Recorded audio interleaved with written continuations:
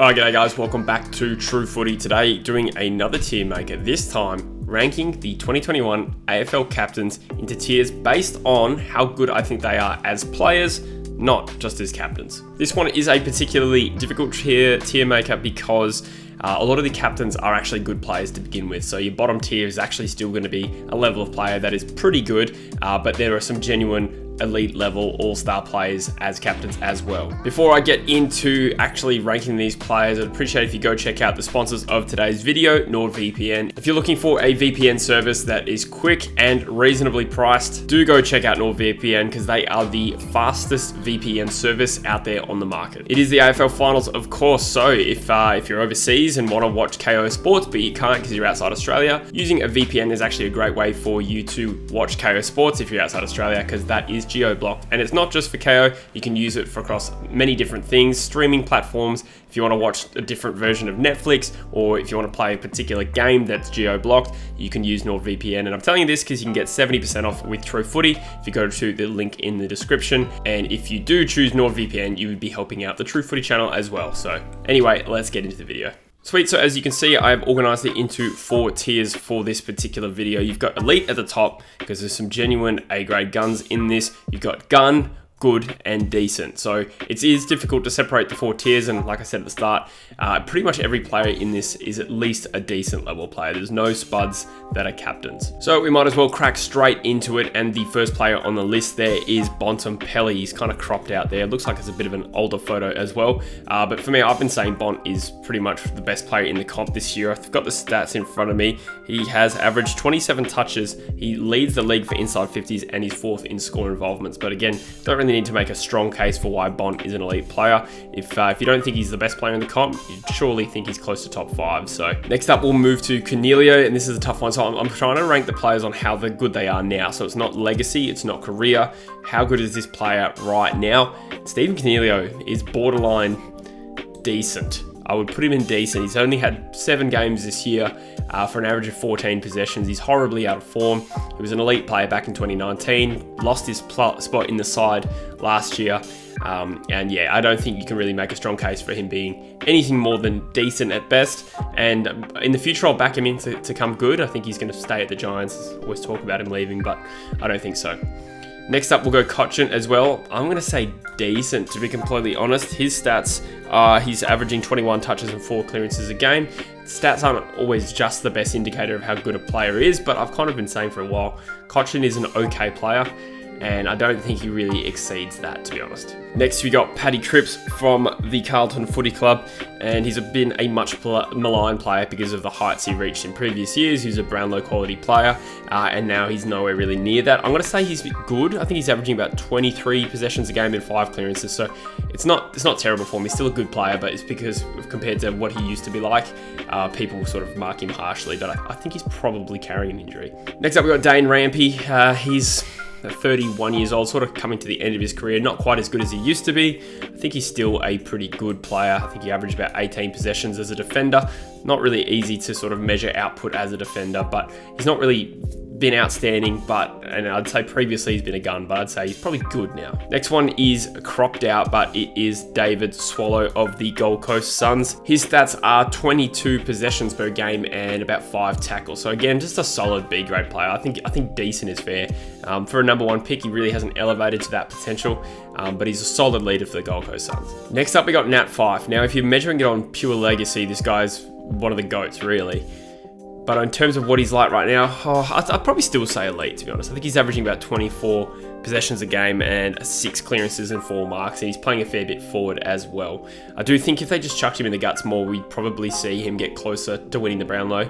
But he wasn't also All-Australian this year, so he's battling injury. I think he's still an elite player, and I don't want to mark harshly players who have been injured. There's players I'm still going to rank highly, even if they had an injury-ruined year. Having said that, though, the next player is Jarryn Geary, who, as a defender, again, it's hard to really measure that output. I think he's been solid. He's only played 3 games this year, so I don't know. I think he's a decent player. He's been a good player, but at the moment, right now, decent. Sort of coming towards the end of his career as well. Dyson Heppell's probably the first player I'm going to rank as a gun. I don't think he's quite elite, but he is a very, very good player.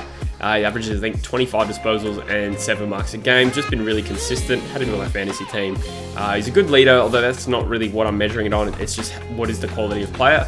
And I think Heppell is probably one rung below your absolute elites. Speaking of absolute elites, though, I'm going to give Jack Steele that nod. He was an All-Australian, I think he was on the bench, was he? Either way, All-Australian midfielder. He had 29 disposals a game this year. He was the #1 tackler and recorded 6 clearances a game on top of that. So he's an outside chance to win the Brownlow, I think. I think he's been really good. And I think, didn't he get like 2nd or 3rd last year as well? So ultra consistent player, certainly elite. Next up, we got Jack Ziebell, who actually put together a really, really good year. He sort of reinvented as a defender. I think he had 25 disposals a game this year.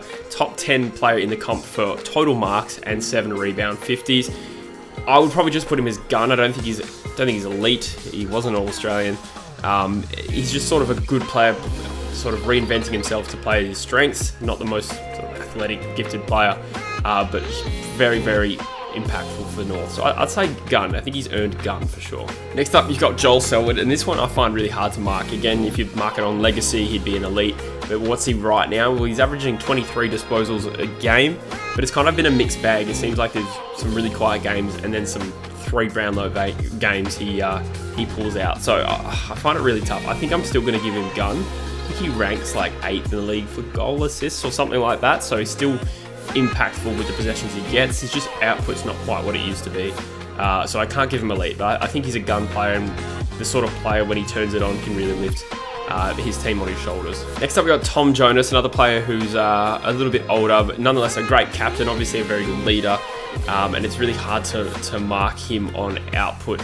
As a key defender, he's never been All-Australian, but he's generally been close, which is a great effort for a guy who's about 190 centimetres. Definitely massively undersized. I think he's good. I don't think you could say he's been a gun this year. I think he's been a level below Heppell, Ziebell, and Selwood, to be honest. But still a good player with plenty of years. It's seemingly left in his career. Next up, we got Josh Kennedy, another tough one. I didn't feel like I really noticed him this year. I think he's probably still a gun. I think he had about like 24 disposals a game, 5 tackles, 5 clearances. So it's a pretty solid year in terms of output. Is he good or is he gun? Again, another legacy player where you'd put him in elite. I'd probably still say gun, to be honest. He's a very, very good player. His co-captain is Luke Parker, and I actually think I'm going to put Luke Parker in elite for the output that he's put out this year. He didn't get an All-Australian jumper, but I sort of looked into it recently. He's actually put together one of his better seasons statistically. 28 disposals a game, 4.5 tackles and 6 clearances, and understated sort of key factor in Sydney being as good as they were this year. They had a lot of good youth this year, but a lot of it was down to the experienced guys lifting a lot of the load as well. Max Gawn's a pretty simple one. All-Australian ruckman, was the All-Australian captain as well. He had 18 disposals, 32 hitouts a game, top 5 in contested marks as well. So I don't really need to make a strong case for Max Gawn being elite. I think we all accept he's the #1 ruck in the game right now. He's elite. Next up, you have another ruckman, Ben McAvoy of the Hawthorn Footy Club. He's a very good player, but I don't know if his output is quite what it once was. I think he's playing a different kind of role for the Hawks these days. His hitouts have really dropped off, but he's still averaging 17 hitouts, 5 marks a game, 12.5 disposals. So he is a very good player. I'm going to put him in good. I don't think he's elevated himself above gun. He was definitely probably gun/elite in his peak, but I don't think his current output. I think he's a good player. That's about it. Next up, we have the 33-year-old Pendlebury, and it's a tough one in trying to rank how good he is right now because he's probably dropped off. I think I had him as a top 10 player in the comp going into this year, and he noticeably dropped off. He had 23 disposals a game, 4.5 clearances, 4th in goal assists, which is very impressive actually, because you know that Pendlebury is the sort of player who makes the most of his touches, but his overall output has dropped off. I'd say he's still a good player. I think he might have been battling injury at times this year, but I wouldn't be surprised if he sort of has another year where he's another elite player, but on current output, you kind of look at all the factors and think he might be on the decline. So we'll see what happens there, but at the very least, a good player. Next up, we've got Carlton's other captain, Sam Docherty, a tough one to rate. I think he started the year a little unconvincingly, but I think he came home strong. He had 24.5 disposals, 7.5 marks, 5.5 rebound, 50s in a side that kind of struggled. I don't know if it was his best year, but I think Sam Docherty is still a gun. I think he's still a gun, and obviously thoughts go out to him. He's obviously got a bit of a cancer battle on his hands, so yeah, all the best to him. Next up, we have my boy Luke Shuey, and this is a really tough one to not be biased because you're always going to be inclined. He's literally my favorite player, so I'm probably going to get criticized for this, but he's barely played in the last 2 years, but when he has played, he's looked fantastic. Like, especially this year, he came back, his first game of the year, he was best on ground and then gets injured in the final minutes, comes back, plays some limited minutes, then in the last 2 rounds, he sort of built up to being, you know, pretty much the player he's always been. He had 35 touches in the last round and 12 clearances. I still think Luke Shuey's a gun. I still think he's at that level. We just haven't seen it because he's been injured. But he's one of those players that I think is not really declining. I think he's still got 3 years left in him.